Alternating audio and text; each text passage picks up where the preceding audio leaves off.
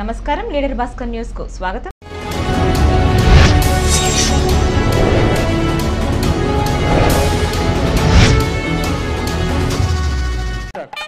ఈ జగత్తును మొత్తాన్ని కాపాడడం కోసమని సీతమ్మ వారితో ఆయనకు కళ్యాణం జరుగుతున్నది కనుక మాంగళ్య తంతునానేన జగద్రక్షణ హేతున కంఠేర్పయామి శుభగే.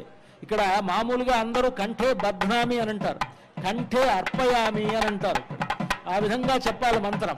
కంఠేర్పయామి శుభగే త్వంజీవ శరదాం శతం అంటూ ఆ మాంగళ్య మంత్రాన్ని పఠిస్తూ సీతమ్మ వారి మెడలో రామచంద్రమూర్తి అర్పించేటువంటి సన్నివేశాన్ని ఇప్పుడు మనం చూడబోతూ ఉన్నాం.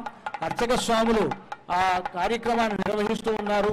సాక్షాత్తు రామచంద్రమూర్తి సీతమ్మ వారి మెడలో ఆ మాంగళ్యాన్ని ధరింపజేస్తూ ఉన్నారు.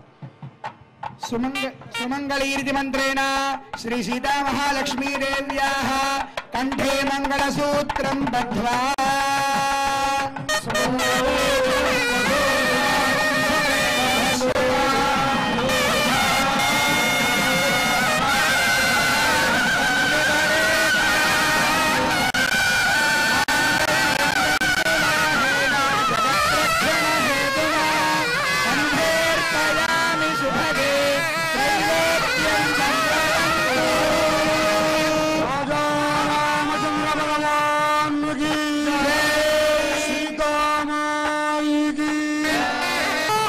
ఎర్రని తలంబ్రాలు అయ్యాయి, తెల్లగా ఉండేటువంటి ఎర్రగా అయ్యాయి.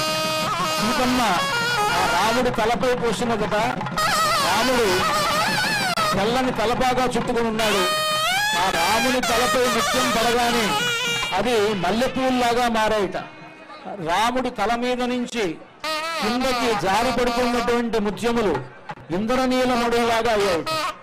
ఇలా ఉండేటువంటి ఒక్కొక్క సందర్భంలో సీతమ్మ చేతిలో ఒక రంగును, రాముల వారి తలపై ఒక రంగును, జారి పడుతున్న సత్యమోమిది ఆ వస్త సత్యమాభరణ్య యశో